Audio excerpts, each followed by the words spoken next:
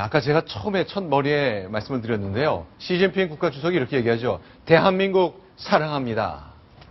자, 과연 이런 아주 정서적인 접근, 과연 한중 관계의 미래를 위해 꼭 필요하다고 판단했을 것 같은데요. 관련된 서울대 강연, 그리고 국회 연설, 대통령과의 특별 오찬, 오후에 진행된 탄탄한 일정들 저희가 하나씩 소개해드리겠습니다. 먼저 서울대 강연부터 해봐야 되겠는데요. 도대체 서울대학교라는 곳이 어디 있는지 저희가 위성사진을 통해 어제 잠깐 보여드리려다가 말았는데 자, 한번 보시죠. 서울대학교가 한강의 남쪽 어느 곳에 있는데 영상으로 보시겠습니다. 한강이 보이고 요 관악구죠? 네. 왜 안 움직이죠? 와서 이거 이쪽 그렇죠.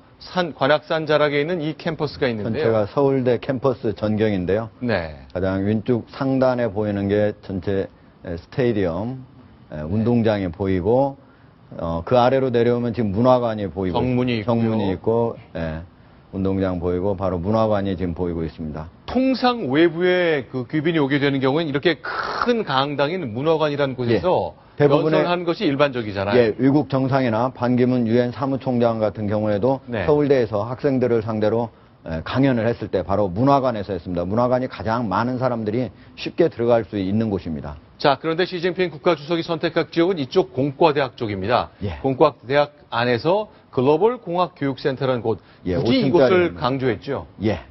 자, 이 안에서 진행된 연설 자신이 모습. 바로 칭화대에 화학공정과를 나왔기 때문에 공학 이쪽에 관심이 있다는 것을 표시하면서 서울대에서도 바로 공학 공대에서 강연을 하고 싶다 이렇게 얘기를 해서 글로벌 공학 교육센터로 찾았습니다. 자, 이 건물 5층에 마련된 곳 시진핑 국가주석 입장하고 있죠. 오연천 서울대 총장과 함께 단상 위에 나란히 선 모습입니다. 국정원장 정종욱 시진핑 주석님의 강연에 앞서 서울대학교 오연청 총장님의 환영사 끝나고 드디어 시진핑 중국 국가주석이 강연을 시작했습니다. 우란텐校长, 오연천 서울대 총장. 重要的新的共识, 好邻居金不换. 네, 제가 도저히 알아들을 수 없는 중국어로. 回顾历史啊，独立元勋金九先生. 이미 김구 선생 얘기가 나오는 걸 봐서 그 처음 시간하고 이미 中国发展绝不以牺牲别国利益为代价，相互核心利益和关切，确保两国关系长期国际政治经济格局调整带来的风险和挑战。 이세기 전 통일부 장관, 김성환 전 외교부 장관, 윤영관 전 외교부 장관 등 서울대학을 이 학교를 졸업한 다양한 과거 공직자들의 모습 지금 보고 계십니다. 지금 사실 가장 처음에 시진핑 국가주석이 오연천 서울대 총장과 내의 교빈 여러분 그리고 교수 학생 신사 여러분 친구 여러분은 중국어로 한 다음에 큰 소리로 안녕하십니까 라고 얘기를 했습니다. 지금 방송에 나오지는 않았는데 그 부분이 있었는데 연설 시작을 한국말로 한국말로 처음에 바로 친구 여러분까지는 중국어로 한 다음에 지금 저기 방송에 지금 나왔을 때 오연천 서울대 총장까지는 중국어로 나왔는데 바로 다른 강연으로 연결이 돼가지고 그 부분이 없어졌는데 한국어로 바로 안녕하십니까 라고 하면서 한국어로 하니까 많은 사람들이 크게 박수를 쳤습니다. 자, 그러면 어떻게 한국말을 썼는지 한번 영상을 볼까요? 확인해 보겠습니다.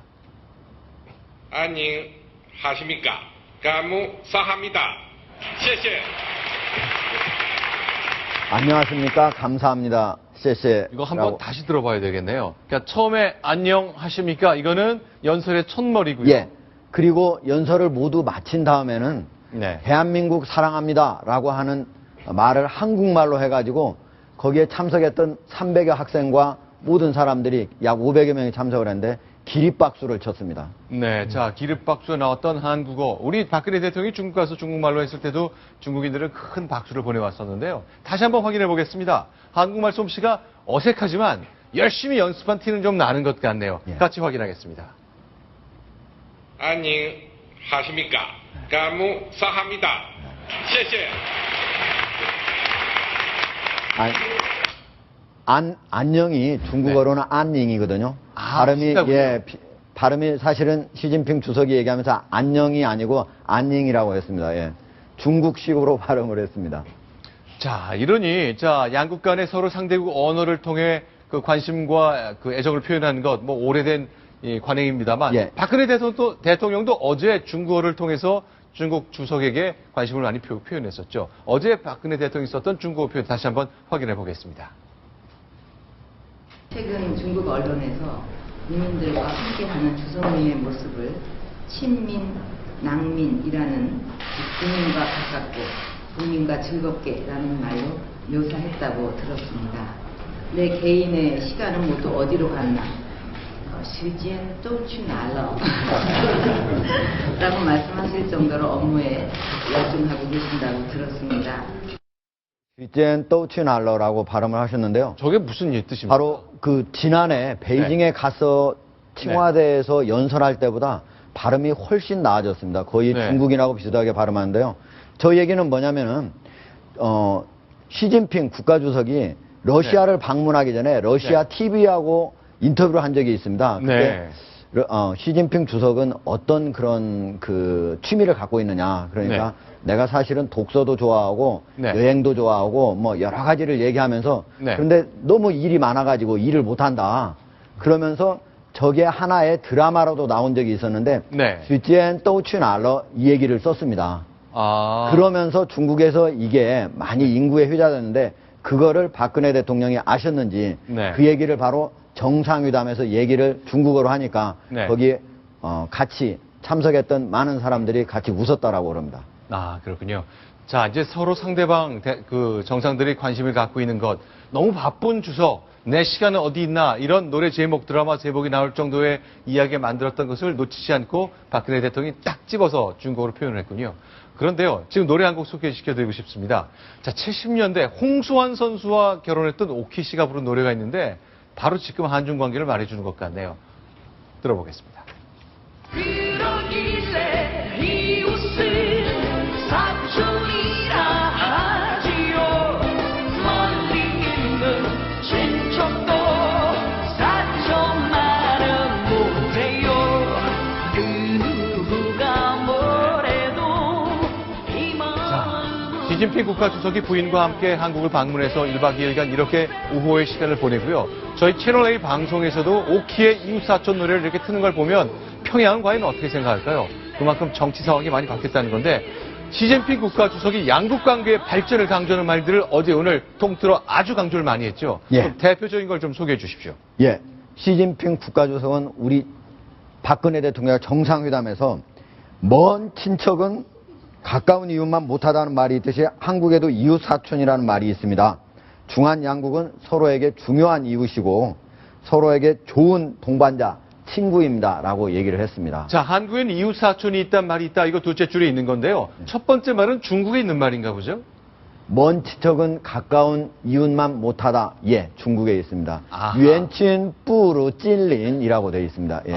유엔친 뿌루 찔린. 그러니까 먼 친척은 가까운 이웃보다 못하다 이런 얘기입니다. 우리말로 하면은 이웃사촌하고 똑같은 말입니다. 아, 그렇군요. 역시 좀 같은 뜻의 얘기를 갖고 있는데 자, 어쨌건 박근혜 대통령과 시진핑 주석 작년에 베이징 갔을 때 7시간인가 두 정상이 같이 시간을 보내서 이례적으로 시간을 오래 보냈다 그랬거든요. 근데 이번에도 저희가 정확하게 재지 못했습니다만 8시간 안팎 이틀 사이에 두 정상이 내내 시간을 같이 보냈거든요.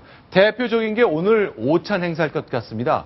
보통 청와대 내부에서 경호 문제 때문이라도 양국 정상들, 상대국 정상과의 식사를 하게 되는데 오늘은 좀 색다른 곳에 갔습니다. 그 모습 과연 어딜까요? 먼저 안내해 드립니다.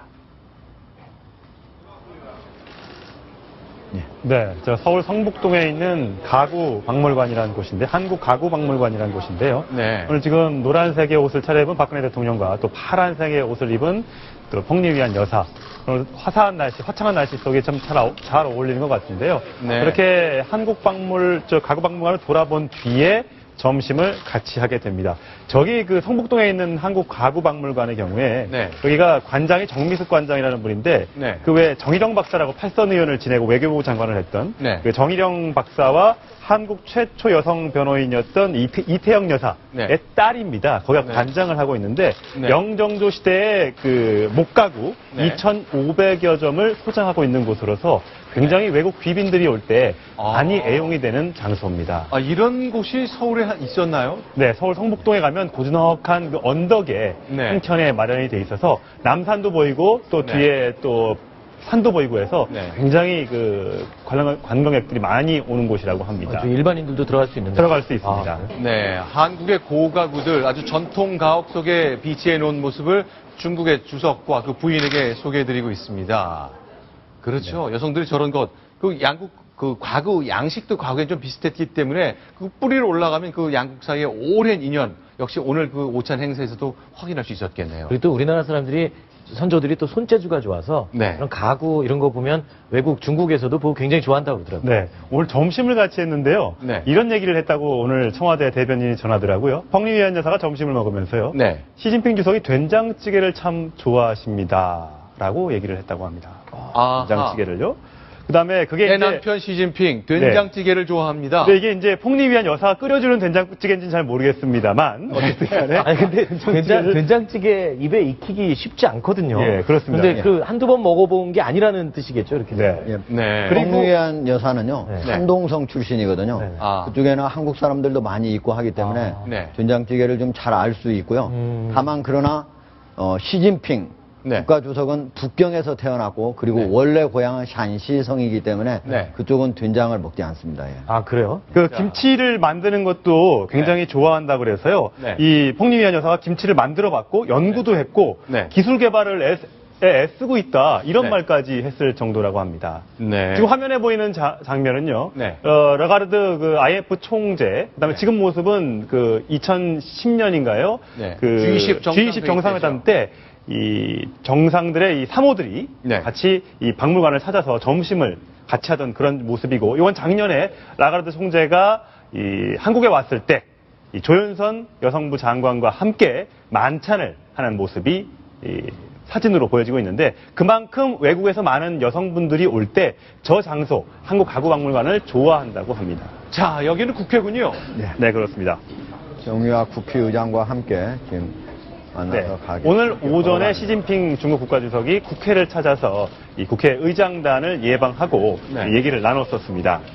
한중일 역사 연구 공동회 이런 것을 설치를 해서 이 한중일 역사를 한번 공동으로 연구해 보자 이러면서 일본을 좀 우회적으로, 요즘에 이거 역사 왜곡 문제 이런 것들이 많지 않습니까? 네. 우회적으로 압박을 하기도 했습니다. 자, 국회 안에 마련된 곳이군요. 정의화 국회의장 뒷모습이 보이고 있는데요. 역시 시진핑 주석이 국빈 방문을 했지만 의회 연설까지는 양국이 동의가 되지 않았나 보네요. 네, 의회 연설까지는 하지 못했습니다만 네. 국회에 와서 이 한중 국회 협력도 좀 원활하게 될 수 있도록 네. 국회의장끼리 좀 만나는 약속을 좀 하게 해달라 했더니 거기에 오케이를 하고 화답을 했습니다. 네. 오늘 저기 사실 오늘 그 시진핑 주석이 오늘의 사실 화두는 네. 일본 문제였습니다. 네. 오찬 장소에서도 또 국회에서도 그리고 또 서울대 연설에서도 한일 관계에 대해서 어제 명확한 그 네. 정상회담에 대해서 네. 한일 관계에 대한 명확한 언급이 없어서 좀 이게 정상회담이 좀 후퇴한 것 아니냐는 지적이 많지 않았습니까? 네. 근데 오늘 이 점심 먹고 아침에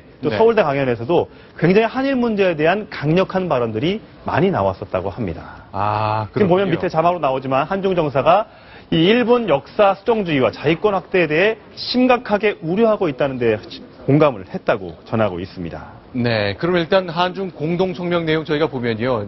그 한국과 중국은 동북에 가깝고 중요한 이웃이자 동반자다. 이것도 확인했는데 하정대 부국장께 질문 드릴게요. 여전히 중국은 핵무기 개발에 확고히 반대한다지만 북한이라기보다는 한반도, 남한과 북한을 모두 아우르는 것에 강조를 두고 있는 것, 그건 달라지지 않았네요. 예.